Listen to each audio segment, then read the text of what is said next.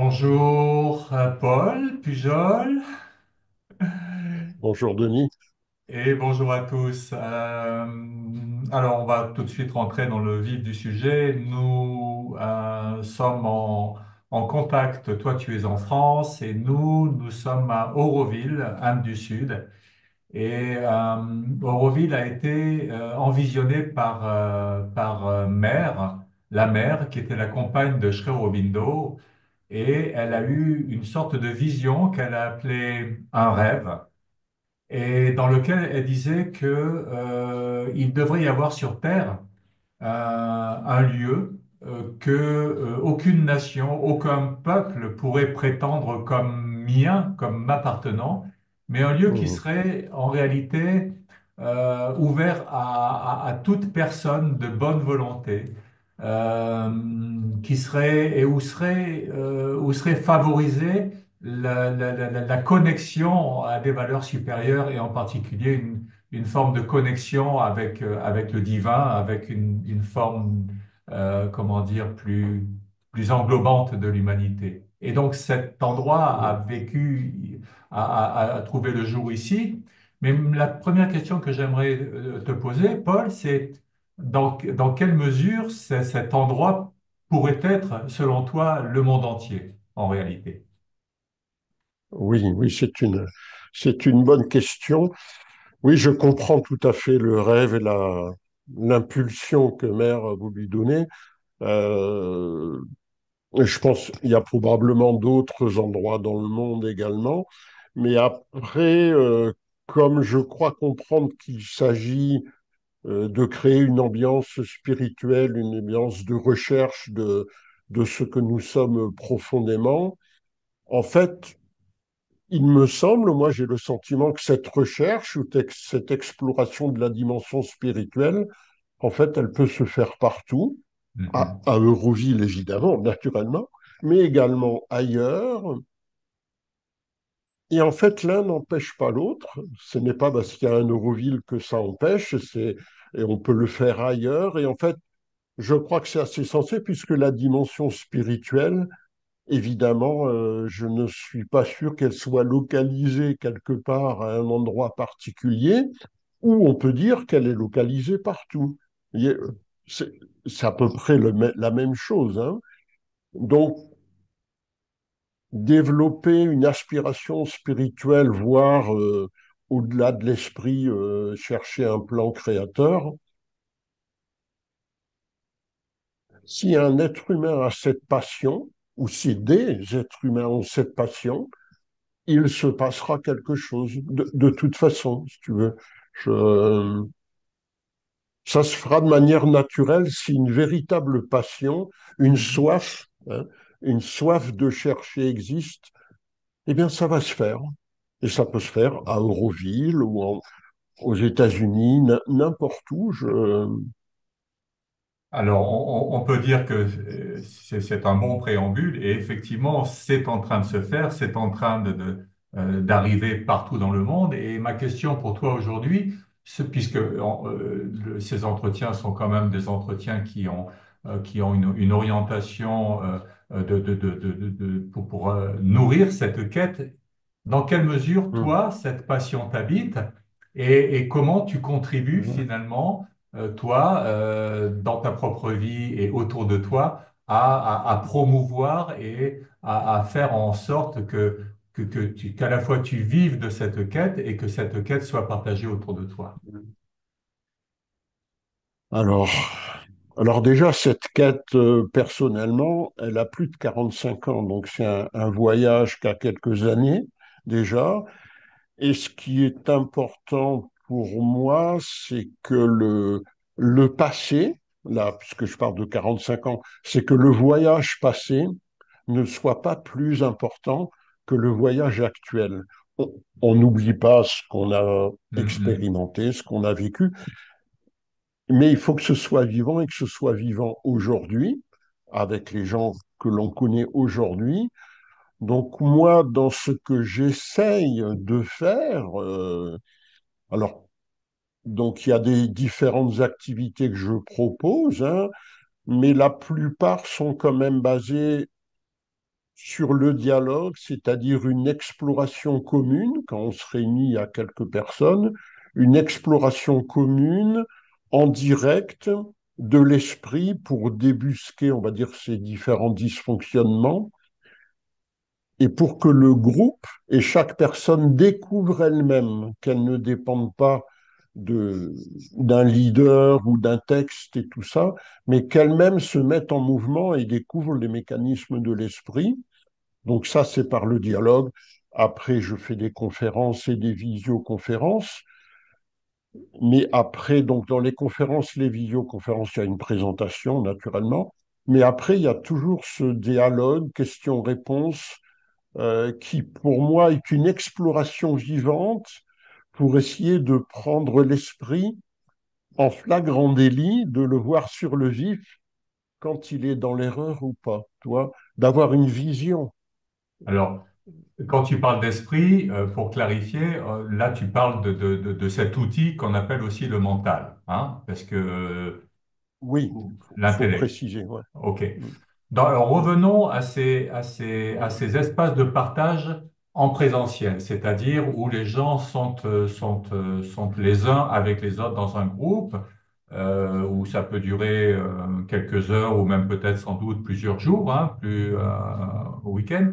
Dans quelle mesure cette exploration individuelle, hein, que chacun découvre par soi-même et nourrit par soi-même, a aussi un impact sur le groupe? C'est ça qui est intéressant, c'est dans quelle Oui, mesure on va comprendre en réalité qu'il y a il y a une interconnexion fondamentale entre l'individu et le groupe et qu'il y a quelque chose qui se passe aussi au niveau du collectif. oui. En fait, ce qui se passe, c'est quand on commence à explorer un thème, quel qu'il soit, la joie, la peur ou le bonheur. Au tout début de cet échange, les gens ont tendance, et c'est naturel, à parler de leur expérience personnelle, de dire moi, je vis ça comme ça, l'autre va faire pareil. Mais à un moment donné, on- je propose de voir que, par exemple, la souffrance ressentie par Paul Pujol n'est pas fondamentalement différente de la souffrance d'un autre interlocuteur. Il y a des traits communs, pareil pour le bonheur ou pour la joie, et par cette approche tranquille, on découvre que ma souffrance ou ma joie, en fait, c'est pas ma souffrance ou ma joie, c'est la souffrance de l'esprit humain, qui n'est pas mon esprit ou l'esprit de l'autre.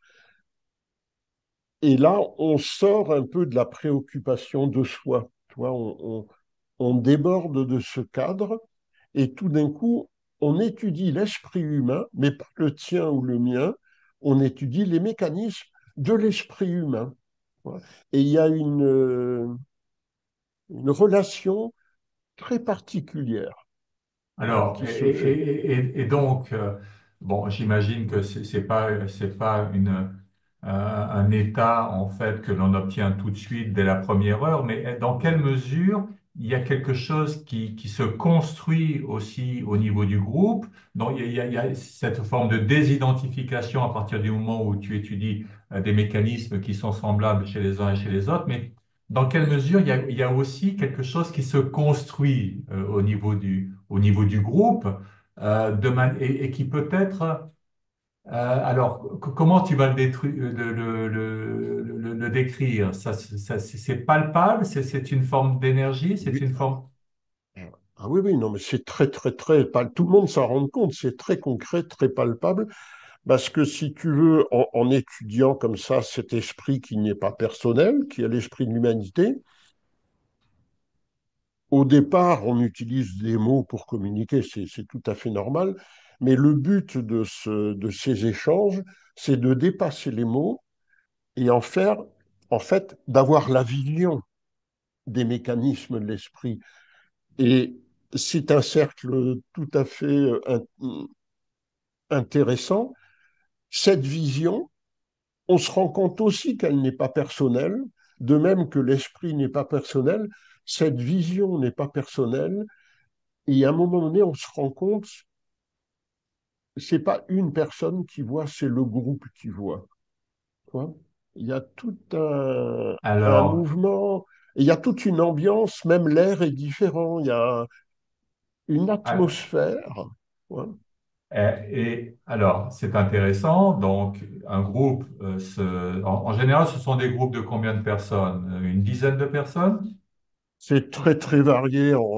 Ça peut être de 4 à 11, 12, mais c'est pas des grands groupes, hein. On ne pourrait pas faire un dialogue avec un groupe de 40 personnes, quoi. Ça, ce serait D'accord. pas possible, OK. hein. Il y a une certaine intimité qui est préservée. Ouais. Dans quelle mesure un cadre, en fait, un cadre d'exploration est proposé à ce groupe de personnes, qu'il ait fait, comment dire, opérer une investigation des mécanismes intérieurs, dont on s'aperçoit que les mécanismes sont semblables à chaque individu. Et là, il y a quelque chose on va dire, qui est transcendé, mais il y a quelque chose qui est très intéressant dans ce que tu dis, c'est que même cet état est quelque chose de collectif. D'accord? Donc, dans quelle mesure Mm. ça n'est même encore qu'une étape? Et qu'est-ce qu'on pourrait Oui, envisager comme pas suivant? alors c'est déjà une étape, mais c'est déjà très, très bien Oui, oui, oui. de sentir, de vivre dans son cœur. Il faut que ça coule dans les veines, tout ça, hein. Donc, Uhum. déjà, c'est une ambiance très, très particulière, hein, qui n'arrive pas forcément à chaque fois, hein. D'accord. C'est pas méthodique et obligatoire, hein. Il y a un parfum de liberté dans ça, hein. Ce qui peut arriver, mais de manière plus rare, c'est déjà arrivé, mais c'est que si tu veux, dans cette vision, dans cette exploration, j'essaye de laisser beaucoup d'espace de silence, hein, entre les personnes, que dans cet espace de silence, tout d'un coup, les gens s'arrêtent de parler naturellement, et c'est bien plus rare, je m'excuse de dire ça comme ça, et le mystère, hein, la présence du mystère rentre dans la pièce, hein. C'est Alors, extrêmement palpable et même quelqu'un de très frustre, il le sentirait, tu vois. C'est, alors, voilà, ça c'est peut arriver. Alors, c'est très intéressant parce que là, on va vraiment Oui.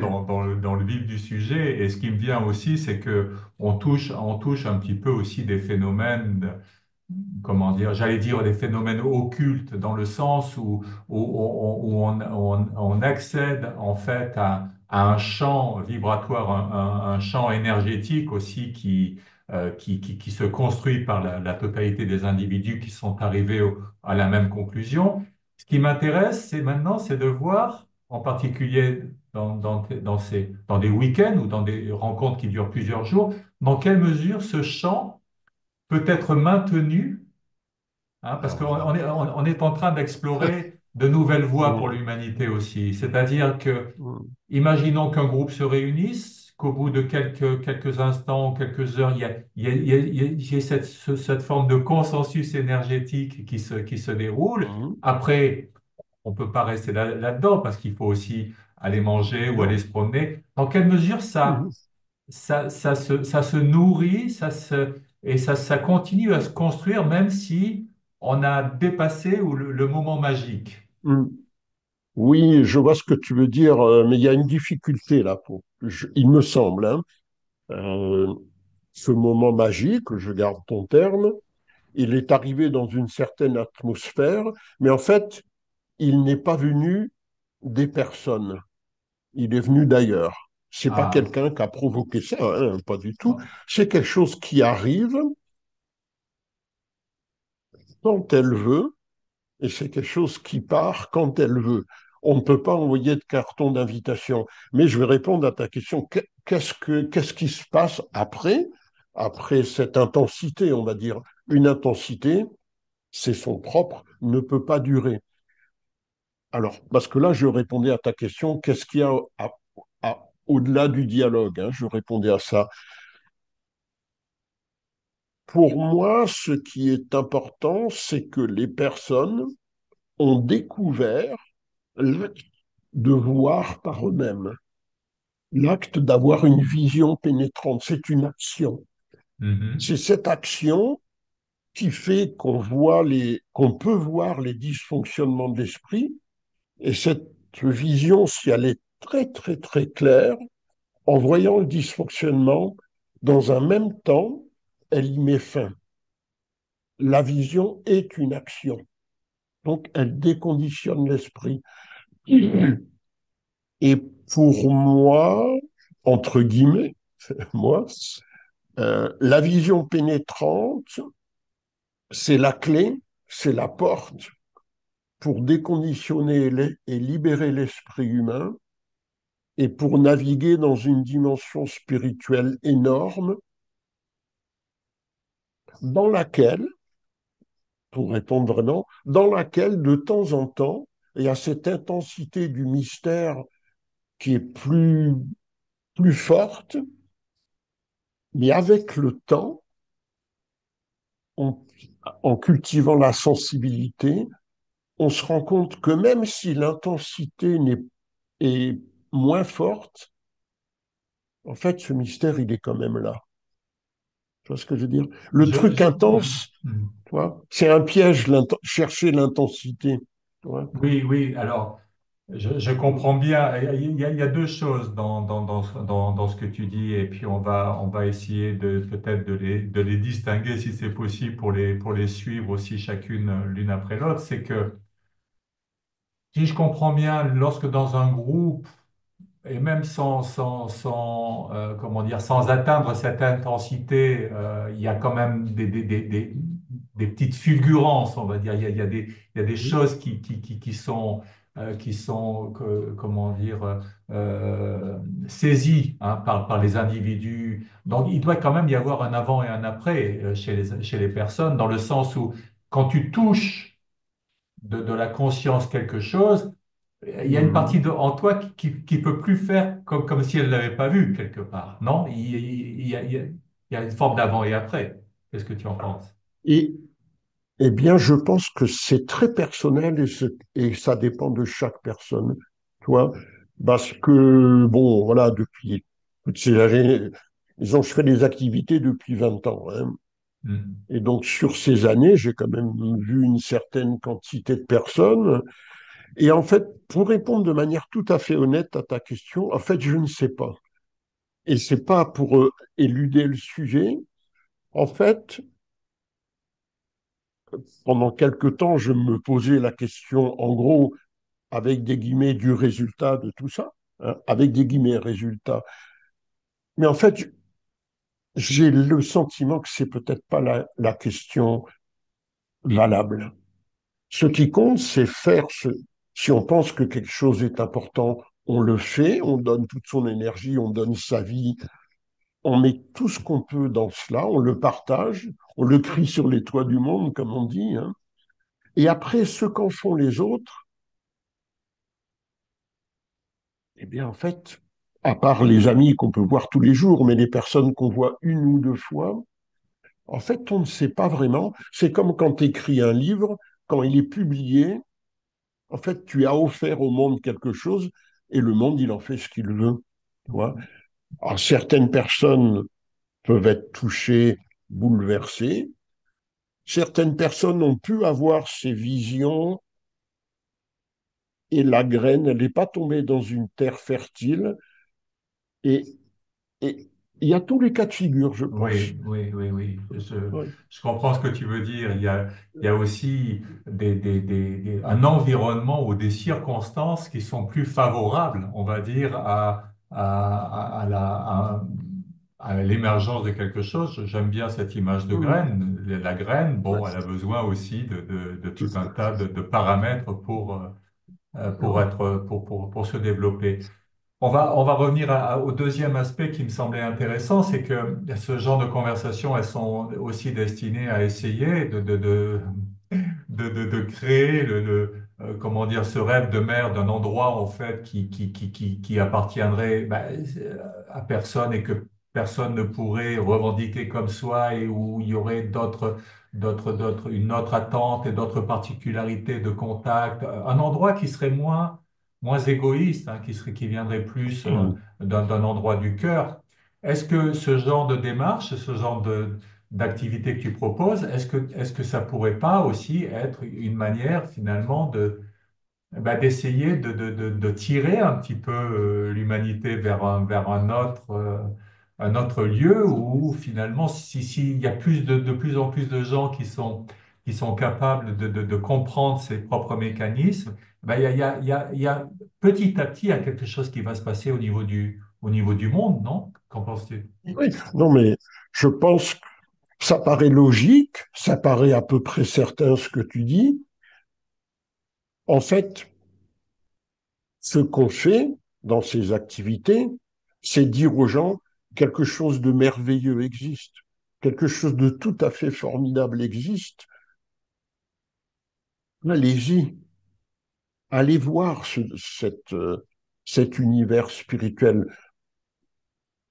Saisissez que c'est cet univers spirituel, cette immensité, c'est ça que l'esprit a besoin. Il n'a pas besoin d'avoir 3 voitures, 4 piscines. Mhm. L'esprit a besoin d'immensité, de liberté, et c'est ça le territoire Ouais, à conquérir. C'est,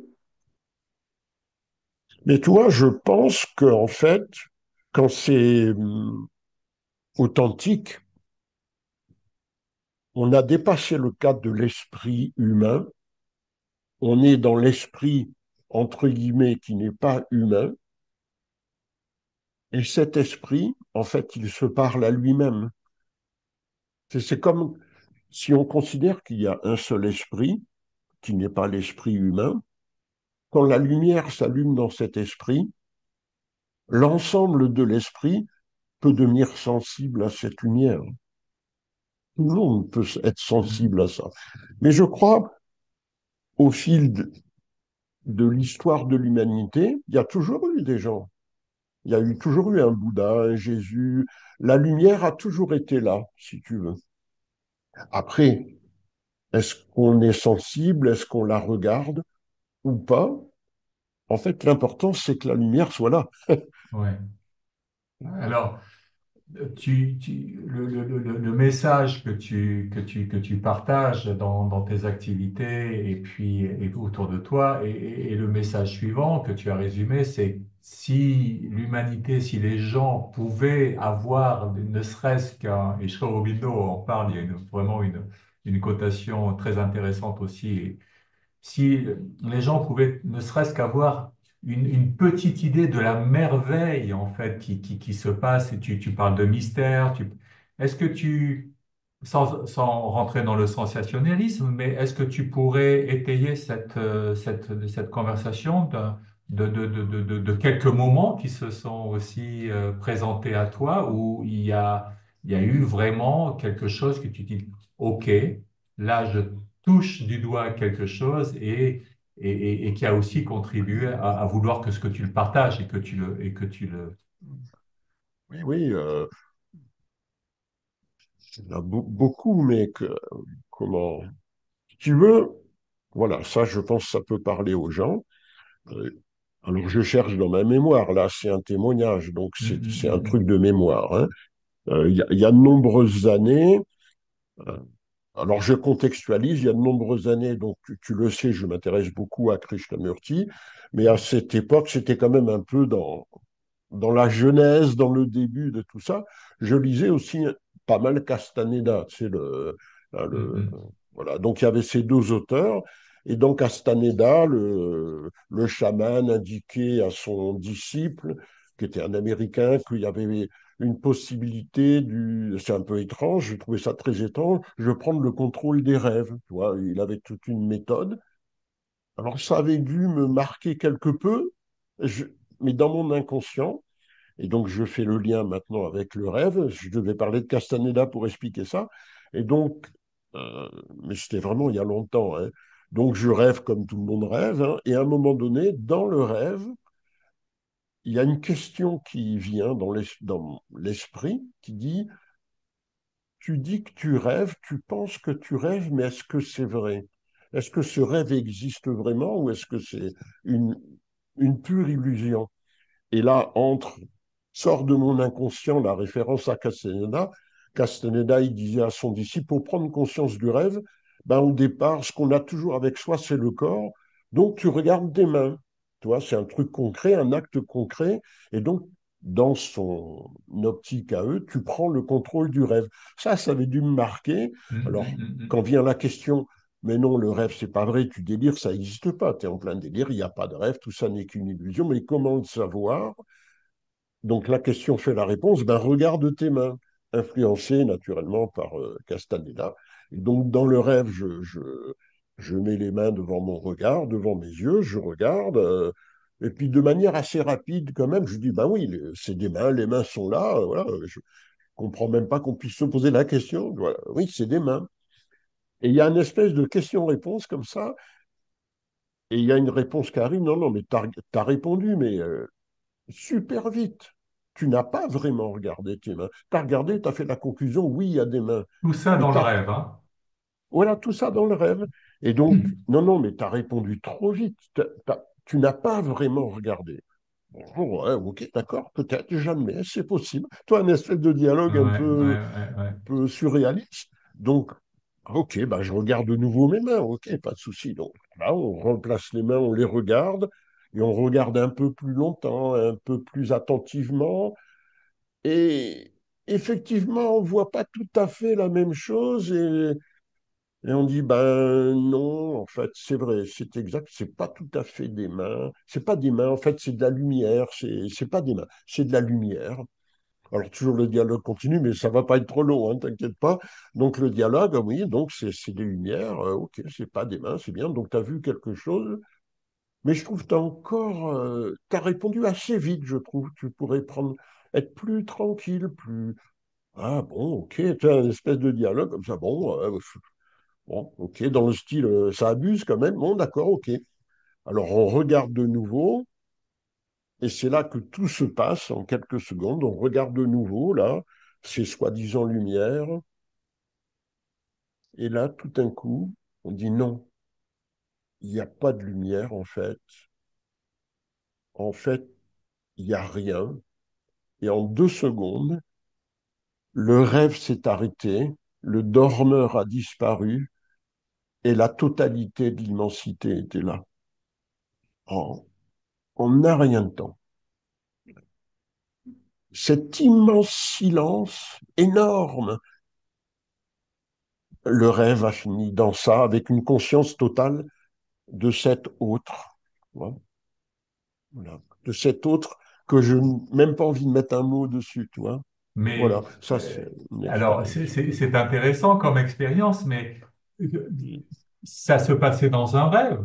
Donc, Oui, quand tu t'es réveillé, t'aurais pu, comment dire, limiter cette expérience en disant, bon, c'était un joli rêve, mais quand même, oui, malgré tout, ta vie en a été changée. oui, mais elle avait été changée avant. Ça, c'est un des éléments du Ouais. voyage, du parcours, parce que c'était une prise conscience, une prise en pleine conscience de l'illusion des fabrications mentales et que au-delà de ces illusions, de ces fabrications mentales, il y a quelque chose d'énorme. Ça a été déjà vu avant, mais ça a été vu de manière un peu saugrenue dans le rêve, si tu veux. Mhm. Pour moi, comment dire, l'exploration spirituelle, en fait, c'est un voyage au sein de cette autre dimension. Et ce voyage, en fait, comme je le sens intensément, c'est ça la méditation. Explorer ce mystère au-delà de la pensée, au-delà de tout ce qui est humain, explorer profondément, profondément.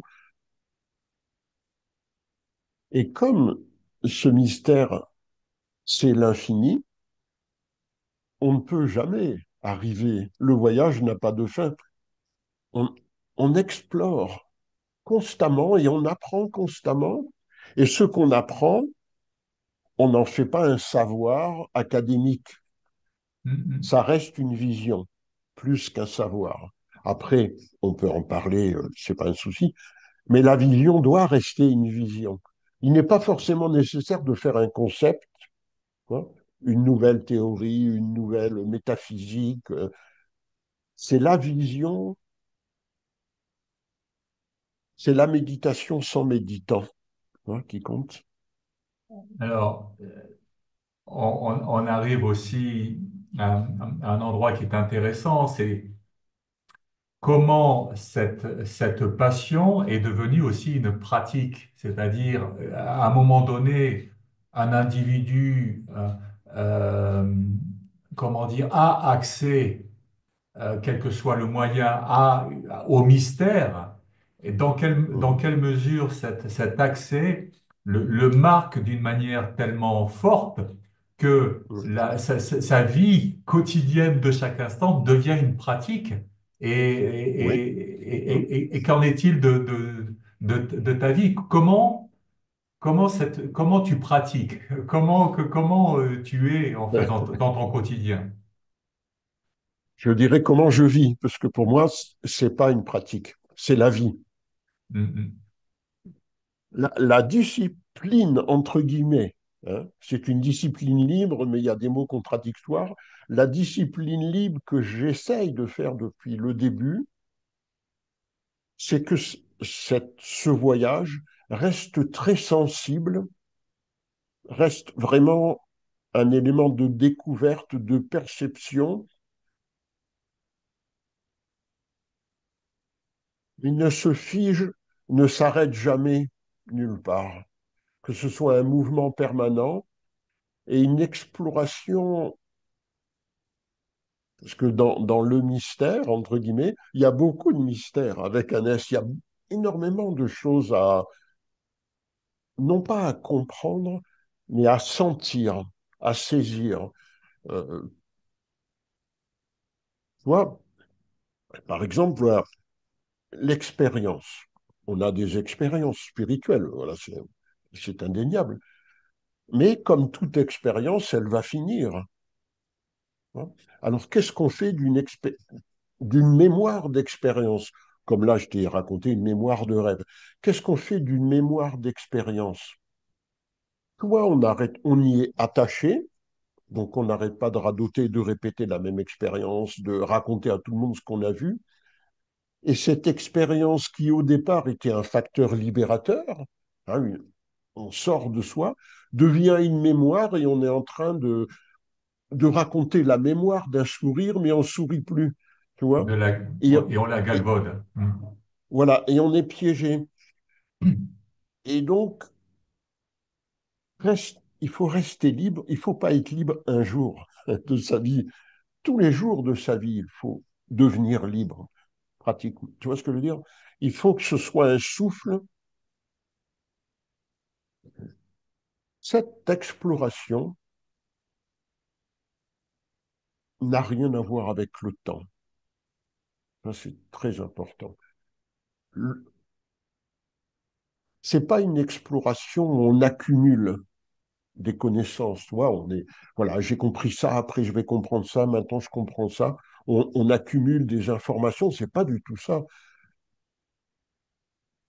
L'esprit devient de plus en plus clair, de plus en plus subtil et plonge de plus en plus profond dans cet autre. Mais pour moi, c'est pas une évolution, c'est une exploration. L'esprit ne devient pas de plus en plus libre, ça veut strictement rien dire, hein. Ouais. Mais on devient l'esprit devient de plus en plus clair, de plus en plus subtil et, et maîtrise, entre guillemets aussi, un peu mieux le langage qu'au début du voyage. Parce que pour communiquer, ben, il y a une œuvre de pédagogie à faire. Et au début, on va dire l'intellect, tu as l'expérience et tu as l'intellect. Bah, au départ, l'intellect, il n'arrive pas à se mettre au niveau de l'expérience. On a les vieux mots, tu sais, on a les manières anciennes de parler, on a une expérience totalement nouvelle, mais on n'a que des mots anciens pour. Donc, euh, il y a un réglage qui peut durer des années et des années et des années. Tu vois.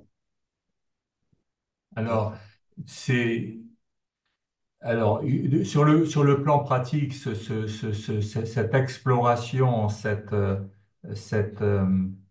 comment dire, qui se manifeste aussi sans doute par une acuité, par une présence, par une interaction, une interactivité. Je Hmm, comprends tout à fait parce que c'est quelque chose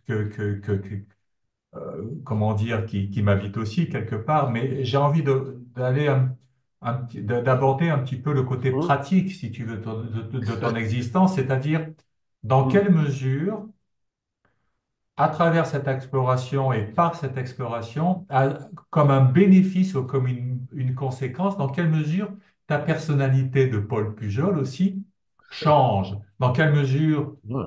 je ne sais pas, est-ce que tu vois une évolution depuis toutes ces années où tu deviens, je ne sais pas, est-ce que, après ça va être propre à toi, est-ce que tu es plus posé? Est-ce que tu es plus calme? Est-ce que tu parles plus lentement? Est-ce que tu Oui, dors c'est sûr. moins? Oui, oui, non, mais c'est sûr. Euh, Faut que je réfléchisse. Ça a dû me tomber dessus maintenant, je sais plus trop, à 18, 19 ans. Donc maintenant j'ai 65 ans, c'est sûr, on change, mais pour moi, le changement n'a rien à voir avec l'évolution. On change, on n'est pas le même à 30 ans, 40 ans, Hum, 50 hum, ans, hum, 60 ans. On change, et parfois, c'est des amis qui me le font remarquer. Maintenant, comme je m'exprime, par exemple, je m'exprime pas tout à fait de la même manière qu'il y a 10 ans, par exemple. Ben, quand d'accord. j'étais venu te voir à Nantes, Hum, c'est pas qu'il y a 10 ans, tout était faux, tout était absurde, mais c'était avec ce que j'étais il y a 10 ans. Aujourd'hui, j'ai vu, alors voilà, là on peut le dire, l'expression, la pédagogie est est plus facile aujourd'hui. Voilà. Au tout début, j'ai voulu en parler et on découvre quelque chose d'immense. Et quand on veut en parler, on a l'impression qu'on parle d'une flaque d'eau croupie. Tout le monde fait oui, mais il se passe rien. Donc on se dit, bon, là, peut-être faut arrêter de parler. Il faut plonger, explorer beaucoup plus.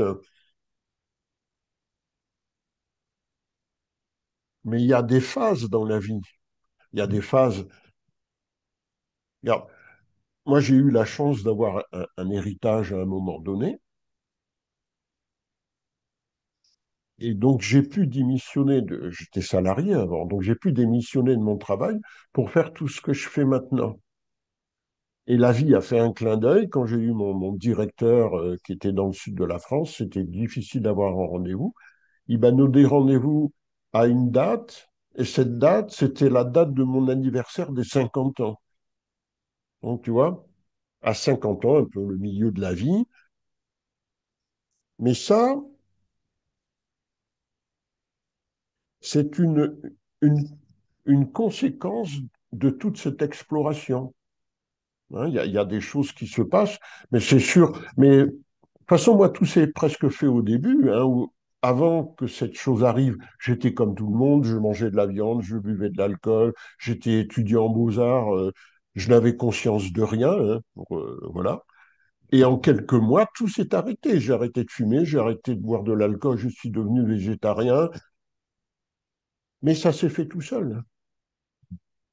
Ça, c'est comme de l'eau qui coule, il n'y a aucun effort dans ça. Et il y a eu, alors comme tu disais tout à l'heure, il y a vraiment eu un avant et un après.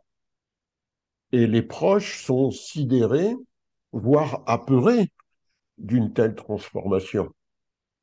Ils sont, sinon pas de démarche spirituelle. En fait, ça les effraie. Quelqu'un qui change du tout au tout, ben, c'est impossible à supporter pour l'entourage. Mais ça n'a pas d'importance. Quand une flamme arrive dans un être, elle embrase cet être, quoi que puissent dire les personnes, les entourages, les amis, le monde du travail. Quand ce feu arrive, qu'importe les conséquences ou les résultats, quoi, c'est un champ. Et ce que je trouve extraordinaire, Je découvre encore des choses aujourd'hui. Et encore des choses. Ah, mais c'est ça. Ah, mais ok. Ouais. Ça, c'est, ça, c'est le sel de la vie.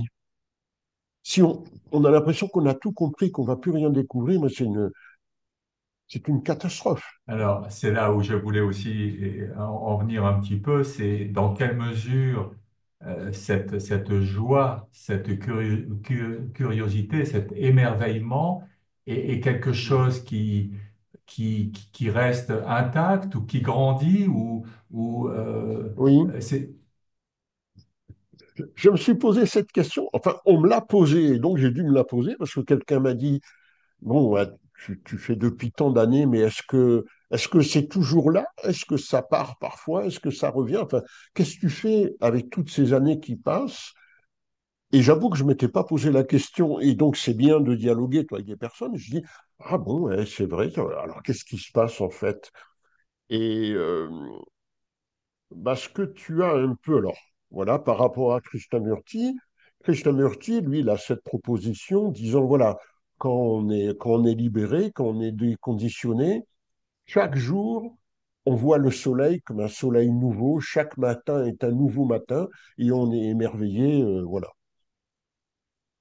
Alors, j'ai mis ça en relation entre la question qu'on me posait et ce que disait Krishnamurti, et je me suis rendu compte qu'il y a autre chose. Voilà, le truc, chaque jour est un matin neuf et je vois les choses neuves. Ben moi, ça fait 25 ans que j'habite là où je suis, dans le village. Si je veux être honnête, je ne peux pas dire que 25 ans après, je vois ça comme au premier jour. C'est pas exactement ça, en fait. Et c'est pas non plus, je me suis habitué à ce jardin, ça fait 25 ans que je le vois, c'est toujours le même.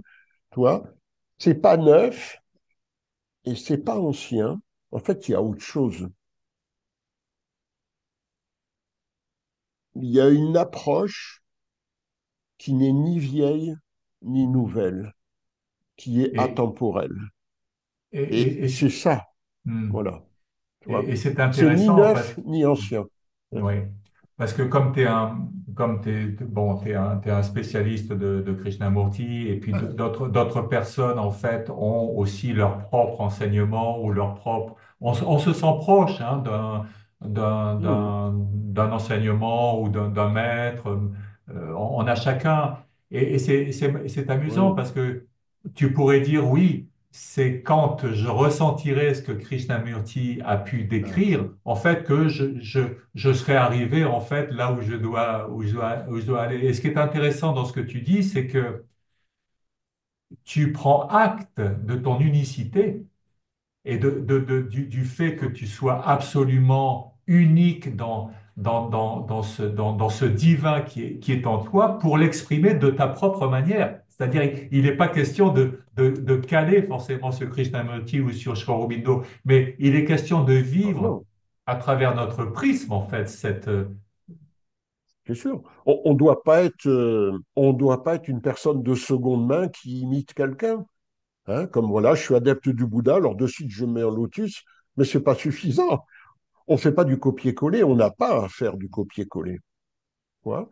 Euh, Après, je comprends tout à fait ce que voulait dire Krishnamurti au moment où il disait, dans le contexte où il disait, parce que ce que j'ai dit, en fait, après, il en a parlé avec David Bohm, en creusant, il a abordé ces sujets, mais on a retenu un peu des choses un peu comme ça, voir les choses comme au premier jour. Et ça existe, naturellement, mais au bout de 30 ans ou 20 ans, il y a un peu autre chose. C'est pas une contradiction, on rajoute quelque chose en plus. Tu vois. On met une dimension supplémentaire. Mais effectivement, on peut, et quand on commence, on est novice, donc on étudie des enseignements, on lit des livres, on va peut-être voir des personnes, mais il ne faut pas devenir dépendant, même d'un Bouddha, évidemment. Hein. Il s'agit de faire attention que cette lumière ne devienne pas une prison dorée. Hein. Mais enfin, voilà, c'était une réponse un peu. Est-ce que c'est toujours là ou est-ce que c'est toujours intense ou est-ce que c'est moins intense? Comment ça se passe? En fait, c'est un peu, dès qu'on revient un peu, qu'on essaye de regarder, on va dire, au tout début du voyage, c'est un feu d'artifice, si tu veux. Il y a des Mhm. visions, il y a des vagues de visions pénétrantes, parce qu'on est tellement ignorant. Donc, Oui. il y a des vagues et des vagues et des vagues de visions pénétrantes. Mais après, c'est très, très différent. Après, c'est un fleuve très large qui coule à son rythme tranquillement, mais qui est plus profond, tu vois, plus, qui est plus subtil. Tu vois. Le feu Mhm. d'artifice, il est plus discret, mais il est beaucoup plus qu'un feu d'artifice, en fait. Tu vois. Mhm. Alors, Comment on a, exprimer ça? à t'écouter, on a l'impression qu'il y a il y a une constante et un constant émerveillement et une curiosité et quelque chose qui est clairement établi en fait dans ta vie.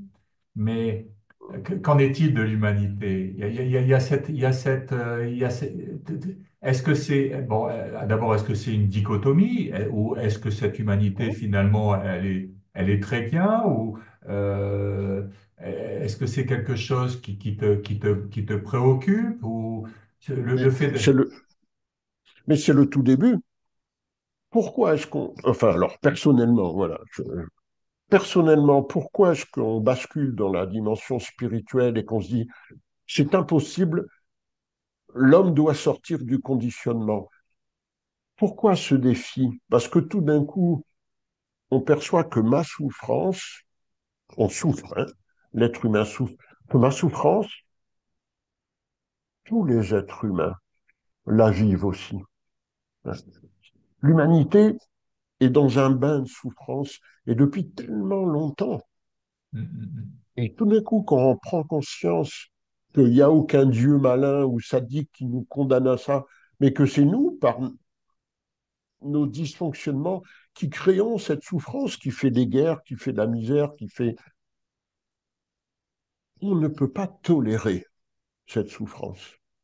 On peut absolument pas la tolérer ni la supporter. Et les bouddhistes disent ça, c'est la bodhicitta. C'est, c'est l'éveil de la compassion qui fait que tu... C'est pas que tu peux, c'est que tu dois changer. Si tu changes pas, rien ne va changer. Et on aura vécu sur Terre quoi? On aura eu quelques joies, quelques souffrances. Quand on est arrivé sur la planète, il y avait un désordre, on meurt et rien n'a changé. Si un être humain devient radicalement différent, totalement différent, il est sorti de ce flot de souffrance et il crie cette réalité au monde. C'est le début. Et on crie, on parle, ou parfois on ne parle pas aussi. Toute action tend à montrer qu'il faut considérer que la souffrance est une anomalie terrible et que c'est l'homme qui crée ça et que c'est primordial. Il faut finir le samsara, voilà, si on veut prendre les termes bouddhistes. Mais c'est le seul moteur. Hein. Le reste, c'est de l'égoïsme. Hein. Si c'est pas ça Donc, le moteur authentique. donc, à un moment donné, tu dis que, en fait, la seule raison d'être, finalement, d'être humain, d'être ici sur cette terre, est de résoudre, finalement, cette équation de mettre fin à la souffrance qui commence par nous et pour le Et bénéfice du monde. oui, qui commence, on a l'impression que c'est nous, et tu as une vision pénétrante qui se montre non, c'est pas moi, c'est tous les êtres humains sur Terre depuis des milliers d'années. Et ça, c'est intolérable. C'est intolérable. On ne peut pas l'accepter. C'est le moteur initial, si tu veux. en ce qui me concerne. Voilà. Oui, oui, mais ça a complètement du sens. C'est cette inadéquation structurelle, en fait, Mm. qui fait qu'il y a quelque chose qui est définitivement euh, incohérent sur cette terre. Et tant qu'on en fait, qu'on ne l'incarne pas et qu'on n'en fait pas notre moteur de recherche, eh ben, on passe à côté. C'est absolument inacceptable. Oui. Pour moi, tout le reste est vain. Ça, c'est le moteur ultime. C'est le moteur ultime parce qu'on prend l'humanité telle qu'elle est. L'humanité est dans la souffrance. Donc il faut finir ça. Mais la fin de la souffrance, c'est très, très, très, très important, c'est primordial. Et ensuite, il y a l'exploration de la vie, des mystères de l'esprit et même du plan créateur. Toi, il faut régler la souffrance, cette chose catastrophique, pour aller dans des dimensions extraordinaires. Mais si tu n'as pas réglé ça, il y a quelque chose qui ne va pas, quoi. Si tu parles de Dieu tous les jours et tous les jours tu pleures de souffrance, qu'est-ce que ça veut dire? On peut le faire, hein. Je mets pas, il n'y a pas à mettre d'interdiction, mais il y a des histoires de cohérence. Finir la souffrance, c'est mettre les choses en ordre. Alors, est-ce que c'est quelque chose que tu as complètement éradiqué pour toi dans ta propre vie, la souffrance, tu dirais? La souffrance d'ordre psychologique, d'ordre métaphysique un peu. Quel est le sens de la vie ou qu'est-ce que je fais sur Terre, ce genre. Ça n'a aucun sens. C'est terminé. Pourquoi la vie aurait-elle un sens? Il dit, toi, la souffrance métaphysique que les hommes se transmettent de génération en génération avec la peur, hein. On se transmet, les êtres humains se transmettent la peur, hein. Donc quand ça c'est fini, c'est comme si tu as une valise que tu poses au sol. C'est très concret, très, tout le corps, tout l'esprit est complètement changé, détendu.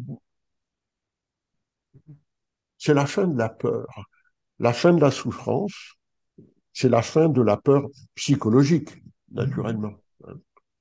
Après, si je suis sur un trottoir, une voiture klaxonne, je vais sursauter comme tout le monde et m'écarter en disant, oula, qu'est-ce qui se passe? Mais ça, c'est l'instinct de survie, Ouais. c'est normal, hein. La souffrance métaphysique dans le sens qui suis-je, ça a disparu. Ça a disparu.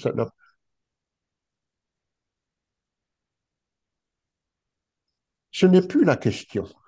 C'est intéressant parce que qui suis-je, c'est aussi une question qui est utilisée comme un mantra, notamment dans l'Advaita Vedanta, pour toujours aller au plus Hum. profond de cette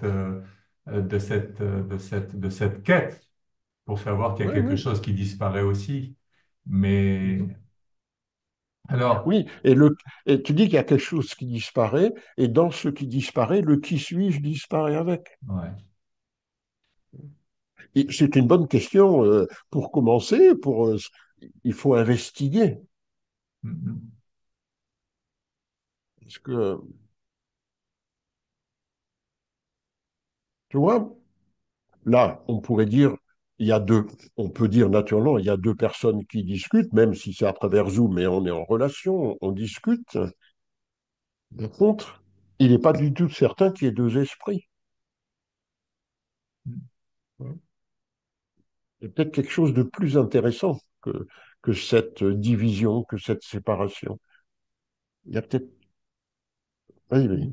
Non, non, mais il y a clairement cette nuance que je sens aussi qui fait qu'il y a quelque chose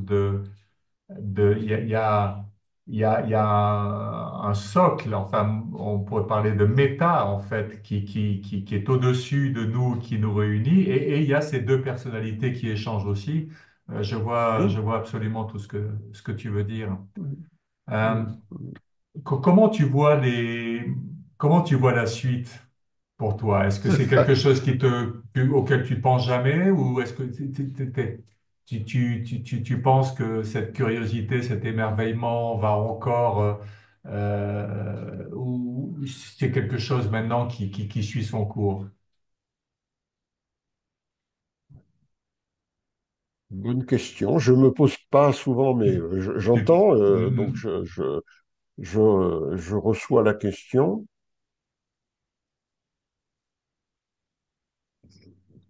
Tu sais, la curiosité, tu connais l'origine étymologique de la curiosité de ce mot?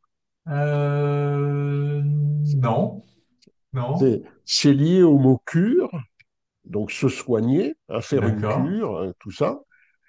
Et donc, alors, mon interprétation un peu, c'est que être curieux, c'est prendre soin de, tu vois, d'accord. prendre soin de quelque chose. Et donc, je me demande comment on peut ne pas être curieux de la vie. Il y a tellement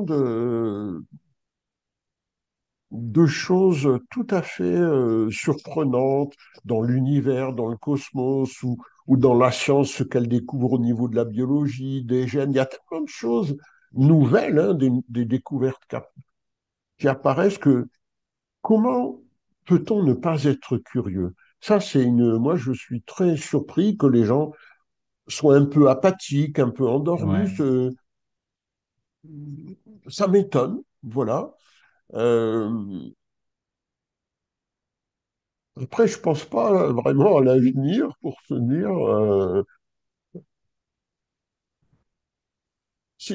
il y a qu'un seul souhait que je pourrais formuler, moi, mais qui ne me concerne pas spécialement moi, c'est que ce serait tout à fait formidable que de plus en plus de personnes découvrent réellement cette dimension spirituelle, hors de tout dogme, hors de mhm. toute organisation, que ce soit enseigner dans les écoles et ce serait tout à fait extraordinaire. Mais il faut être très pointu, très clair hein, pour faire ça. Donc c'est peut-être pas demain la veille quand même, mais par exemple, bah, toi tu es en Inde, mais peut-être tu n'as pas eu l'information. Dans le cursus scolaire maintenant, avant le bac, euh, on a introduit la philosophie orientale et à Nagarjuna extraordinaire, comme le plus grand philosophe bouddhiste, on en parle aux élèves en France. Tu vois, donc voilà, peut-être qu'on ne sait pas. Oui, moi, la seule chose qui me semble importante, c'est par exemple, si tu veux, alors, moi, il y a une ou deux choses je répète régulièrement parce qu'elles me paraissent très, très, très, très, très importantes. C'est que dans le domaine spirituel, pas dans le domaine matériel, que dans le domaine spirituel, la liberté est par essence inconditionnelle. Sinon, c'est pas la liberté. Hein, si la Mhm. liberté est due à quelque chose, bon, c'est autre chose, mais c'est pas la liberté. Et ça troublait les gens, et c'est très bien parce que ça les fait sortir un peu de cette recherche de cause et effet. Toi, bah, si je fais ça, je vais avoir ça. Si je fais ça, je vais avoir ça. Et oui, messieurs, dames, mais je ne suis pas certain que cause et effet, c'est grand-chose à voir avec le domaine spirituel. Si j'ai faim, je mange. Toute la matière, tout dans l'univers est soumis à l'action des causes et des effets. Tous les galaxies, les trous noirs, tout. Mais la liberté spirituelle n'est pas dans ce cadre, elle n'est pas dans le cadre des causes et effets. Sinon, ce ne serait pas de la liberté. Tu vois.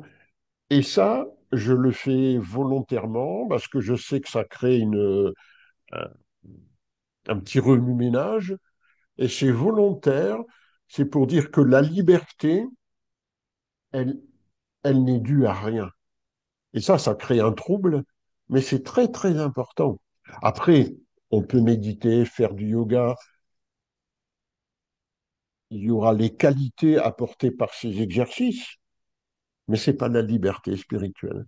Il ne faut pas mélanger les choses. Mhm. Alors, et c'est là qu'on voit l'attachement, parce que si on rencontre quelqu'un qui a une pratique zazen, pleine conscience ou autre, si on lui dit c'est une pratique tout à fait valable, ça va vous donner une pacification d'esprit, une détente réelle du corps, c'est tout à fait bénéfique, mais ça ne vous amènerait pas à l'éveil. En fait, les gens, ils entendent pas ce qu'on dit, ils entendent ma pratique n'est pas bonne, mais c'est pas ce qu'on leur a dit. Tu vois.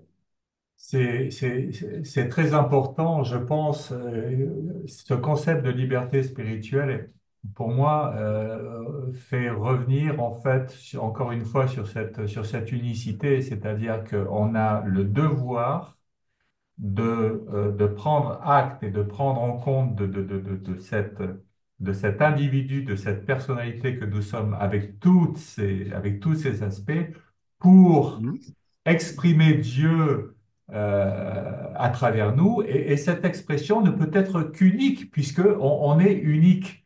On est le résultat de tout un tas de choses. Donc, Mhm. on peut prendre ici et là dans des traditions et dans des enseignements, mais il faut que chaque individu, garde cette curiosité et cette liberté de l'exprimer de sa propre manière.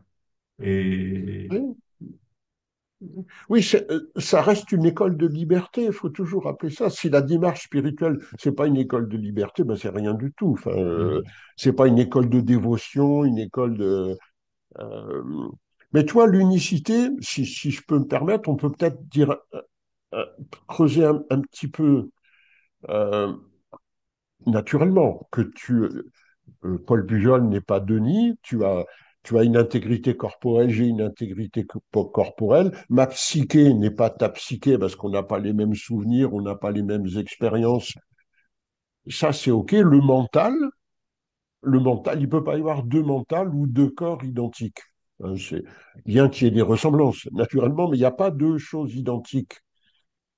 Euh, Par contre, au niveau spirituel, je pense que là, on, il y a peut-être un possible malentendu. Je, peut-être. Regarde, parce qu'on dit, de manière imagée, parfois on prend cet exemple de l'océan. Tu vois, on dit, voilà, l'océan, en fait, c'est une multitude de petites gouttes d'eau qui se touchent les unes les autres. Et toutes ces multitudes de gouttes d'eau, ça fait l'océan. Bon, pourquoi pas le concept? Bon, pourquoi pas, oui, OK. Mais en fait, quand on se trouve dans la réalité devant un océan, en fait, on ne voit pas des multitudes de gouttes d'eau, on voit une immense masse d'eau ouais. énorme et on ne distingue pas les petites gouttes d'eau. Et alors moi, je prends ça comme une image, une analogie. L'être humain a le sentiment qu'il a un esprit personnel, un moi ou un esprit personnel, et pour le parallèle, donc ce serait un petit peu la goutte d'eau. Hein, le sentiment, il y a moi, il y a les autres. Et donc on nous dit parfois, ben voilà, ben la libération, c'est quand tout d'un coup, la goutte d'eau devient l'océan. Toi, tout d'un coup, elle, elle est l'océan. Peut-être, mais c'est peut-être une image. J'aurais une proposition un tout petit peu différente. C'est quand la goutte d'eau comprend que ses limites psychologiques, hein, spirituelles, que ses limites spirituelles sont une illusion. C'est pas que la goutte d'eau devient l'océan, c'est que tout d'un coup, il y a l'océan. Tu vois. L'océan est là. C'est pas le petit qui devient le grand. L'immense est là et tout est compris en lui, naturellement. Tu vois. C'est l'océan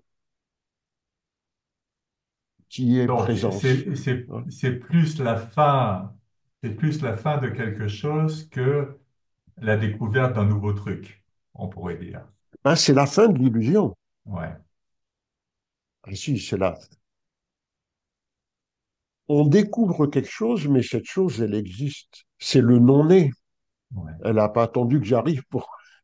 Ça a toujours été là. C'est notre découverte qui est nouvelle, mais pas cela. Hein, cela qui est, comme disent les anciens hindous. Cela qui est, c'est quand l'illusion disparaît, ben, le terme le dit, cela qui est. Voilà. Parce que c'est ça qu'on découvre spirituellement, qu'il n'y a aucune séparation, aucune dichotomie, aucune séparation, même entre la matière et l'esprit. Même ça, c'est gommé. Parce que c'est les deux faces d'une même médaille. C'est presque la même chose. Voilà.